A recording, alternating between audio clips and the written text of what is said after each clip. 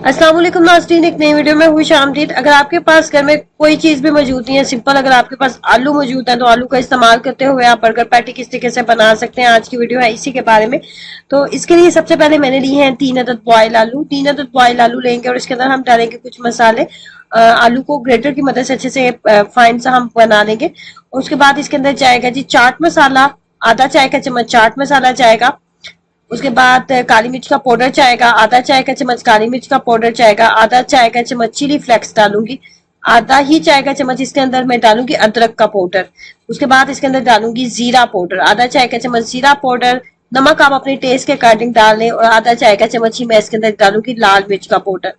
तमाम मसाले ऐड करने के बाद हाथ की मदद से इसको कर लेंगे अच्छे से मिक्सअप करेंगे। और उसके बाद मजीद हम इसके अंदर जिस चीज का इस्तेमाल करेंगे वो होंगे ब्रेड क्रम्स।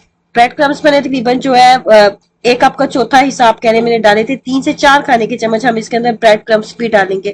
ब्रेड क्रम्स जो है अगर आपके पास मौजूद नहीं है तो ताजी ब्रेड का भी आप इस्तेमाल कर सकते हैं या फिर आप इसको स्किप भी कर सकते हैं। ब्रेड क्रम्स जस्ट मैंने इसलिए डाले हैं, ये इसको एक्स्ट्रा क्रिस्पी बनाएंगे।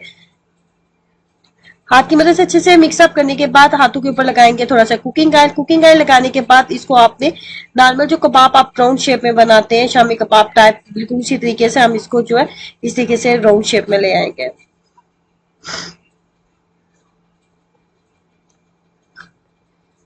बच्चों को बर्गर वगैरह खाने में बहुत ज्यादा पसंद होते हैं, तो अगर सिंपल आपके पास घर में आलू मौजूद है तो आलू के साथ आप बर्गर पैटी किस तरीके से बना सकते हैं।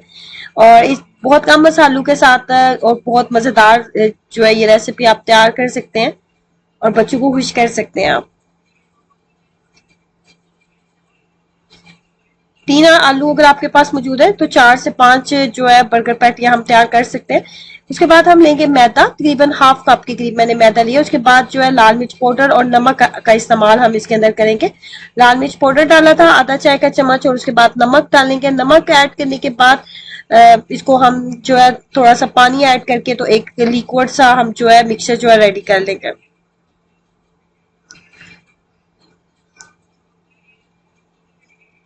उसके बाद जो हमने एक तैयार की थी बर्गर का, हमने जो कबाब तैयार किया था उसको हम इसके अंदर डालेंगे। फर्स्ट कोटिंग हम इसके साथ करेंगे, उसके बाद हम ब्रेड क्रम्स की कोटिंग करेंगे। ब्रेड क्रम्स की कोटिंग करेंगे और ब्रेड क्रम्स के बाद लगाने के बाद अगेन हम जो मैदे वाला हमने मिक्सचर रेडी किया उसके साथ हम इसकी कोटिंग करेंगे।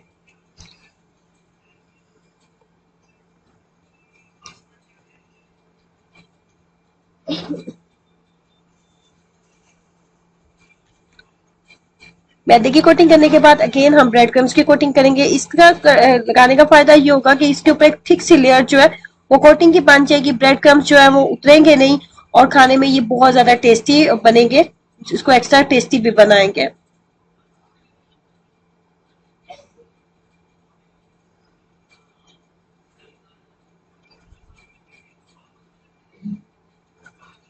उसके बाद सिंपल हमने इसको कर लेना है फ्राई।